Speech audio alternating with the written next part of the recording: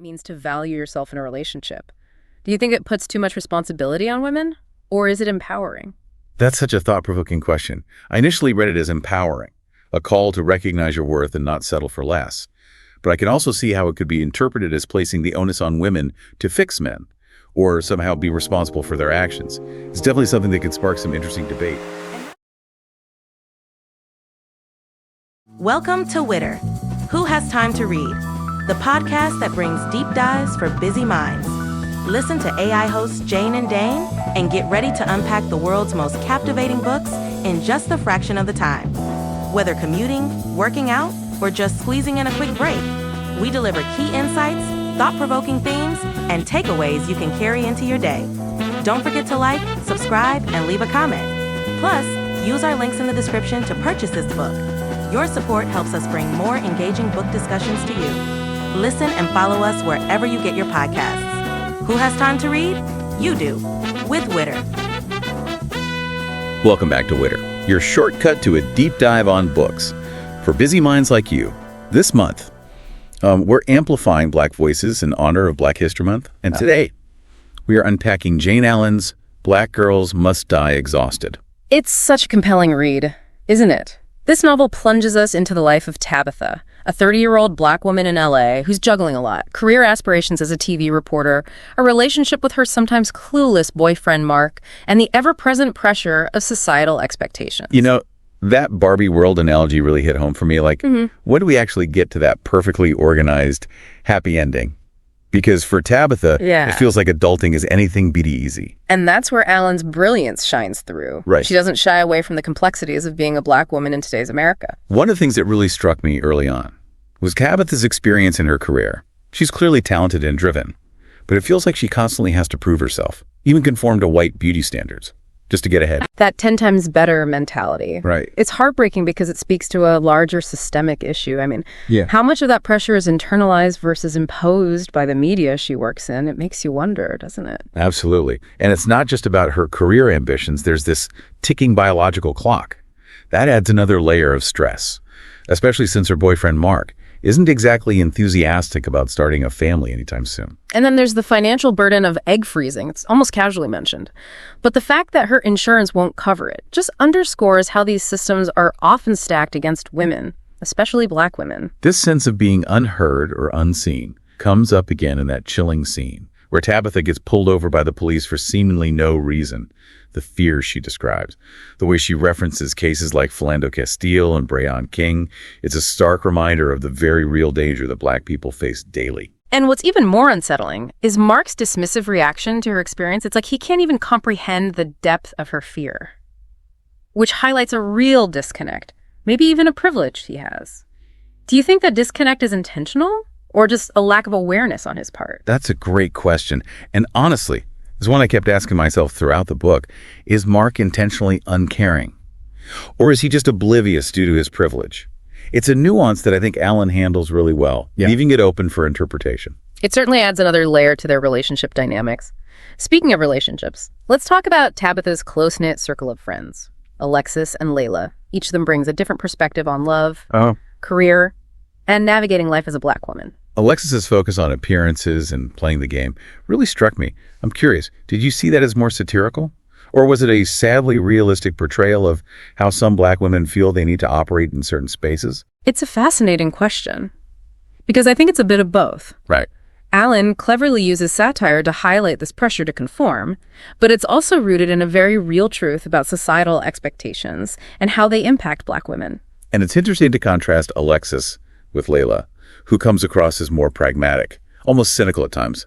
But both of them, in their own way, offer Tabitha a sense of support, at least until they have a falling out, which, again, forces Tabitha to rely on the one constant in her life, her Granny Tab. Granny Tab is such a source of wisdom and strength throughout the story. Her line about men having plans for you really resonated with me. It's blunt, but it also gets to the heart of what it means to value yourself in a relationship. Do you think it puts too much responsibility on women, or is it empowering? That's such a thought-provoking question. I initially read it as empowering, a call to recognize your worth and not settle for less. But I can also see how it could be interpreted as placing the onus on women to fix men, or somehow be responsible for their actions. It's definitely something that could spark some interesting debate. And that's what I love about this book. It doesn't offer easy answers or pat solutions. It raises important questions about relationships, societal expectations, and the complexities of being a Black woman in a world that often feels designed to make you question your own value.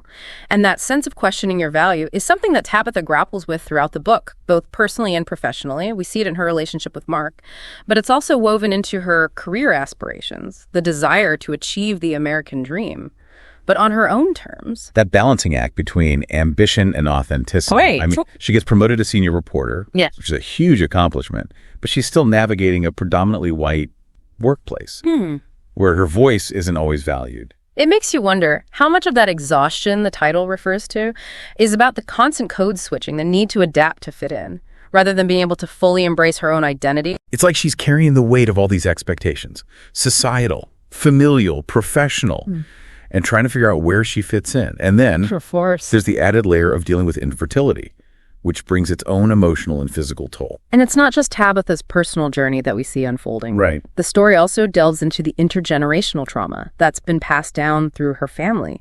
That revelation about Granny Tab's experience with domestic violence at the hands of Tabitha's grandfather was incredibly powerful. It was heartbreaking to read, especially knowing how that trauma ripples through generations, shaping Tabitha's own views on relationships and her own sense of self-worth. But it also highlights the incredible resilience of Black women, their ability to not only survive, but thrive in the face of adversity. Absolutely. And I think that theme of resilience is further emphasized in the way Tabitha handles the Daquan Jenkins case. This is where we see her journalistic skills and her commitment to social justice really come to the forefront. This isn't just about reporting the news. It's about uncovering the truth and holding those in power accountable. This case feels like a turning point in the book for Tabitha, wouldn't you say? She's no longer just trying to make it in a system that's rigged against her. She's actively working to expose the injustice within that system, specifically the racial profiling and police brutality that led to Daquan's wrongful accusation and shooting. It's a powerful reminder of the impact that investigative journalism can have, especially when it comes to amplifying marginalized voices and shedding light on systemic issues. Did you find the resolution of the Daquan Jenkins case satisfying? I felt like the book skimmed over the impact her reporting had on the police department and the community. I agree. I was hoping for a bit more exploration of the aftermath, maybe even a deeper dive into the specific changes that Tabitha's reporting brought about. It felt a little rushed, given the weight of the case itself. Perhaps that's where the second book in the trilogy picks up. It would be interesting to see how Tabitha navigates the long-term fight for systemic change, not just the immediate victory of getting Daquan's case overturned. And I'm also curious to see how her personal life evolves. That decision to embrace her natural hair felt like a significant moment of self-acceptance. But is that enough to truly break free from the exhaustion of constantly trying to meet societal expectations? That's the question, isn't it? Is it possible to find a balance? To achieve success without sacrificing your well-being, your identity, your sense of self? And what does success even look like for Tabitha? Is it about career advancement, finding love, or something deeper, something more intrinsic? These are the questions that Allen leaves us grappling with. And I think they're questions that resonate far beyond the pages of this book. They're questions we all need to ask ourselves as we navigate this complex world. Well, they're questions that I think Black women, in particular, are often forced to confront in ways that others may not fully understand. Speaking of understanding, one thing that I found particularly striking about the book was the way it portrayed the internal conflict between wanting to be seen as an individual while also acknowledging the shared experiences and struggles that come with being a Black woman in America. That tension between individuality and collective identity is something that I think a lot of people can relate to, regardless of their background. But it definitely takes on a different dimension when you're part of a group that's been historically marginalized and stereotyped. Absolutely. And I think that's what makes Black Girls Must Die Exhausted such a powerful read. It gives us a glimpse into the complexities of that experience, the joy, the pain, the resilience, the exhaustion. But ultimately, it's a story of hope, of finding your voice and claiming your space in the world. And speaking of claiming your space, this book really made me reflect on the importance of representation, not just in media, but in all aspects of life. It's so powerful to see yourself reflected in a story, to feel like your experiences are being acknowledged and validated. Representation matters. Right. It shapes how we see ourselves in the world around us. And when you're constantly bombarded with images and narratives that don't reflect your reality, it can be incredibly damaging. It makes you question your own worth, your own place in the world. And I think that's what makes the work of authors like Jayne Allen so crucial. They're giving voice to experiences that have been historically silenced or marginalized. They're challenging the dominant narratives, pushing us to think critically about the systems and structures that perpetuate inequality. And they're inspiring a new generation of readers and writers to embrace their own stories and to demand to be seen and heard. What do you think Allen is trying to say with that powerful title, Black Girls Must Die Exhausted? Is it a literal death? Yeah.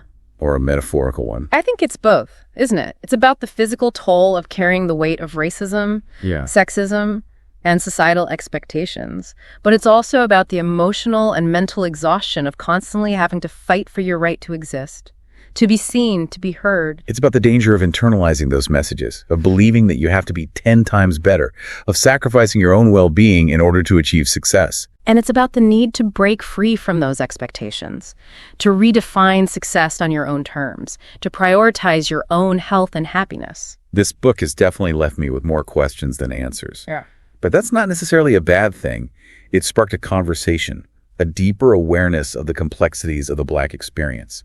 And I think that's a valuable starting point. It's a reminder that there's always more to learn, more voices to listen to, more stories to be told. So, for our listeners who are already familiar with Black Girls Must Die Exhausted, what resonated most with you? Was it Tabitha's journey of self-discovery, the exploration of intergenerational trauma, or perhaps the fight for social justice in the Dequan Jenkins case? Share your thoughts with us. And for those of you who haven't yet read the book, we highly encourage you to add it to your list. It's a powerful and thought-provoking read that will stay with you long after you finish the last page. And as we wrap up this deep dive into Black Girls Must Die Exhausted, let's remember that supporting Black authors is not just a one-time thing. It's about making a conscious effort to seek out diverse voices and perspectives year-round. It's about expanding our understanding of the world and challenging our own biases. It's about celebrating the richness and complexity of human experience in all its forms. Beautifully said. So, until next time, keep reading, keep learning, and keep those conversations going. Thanks for joining us on Witter.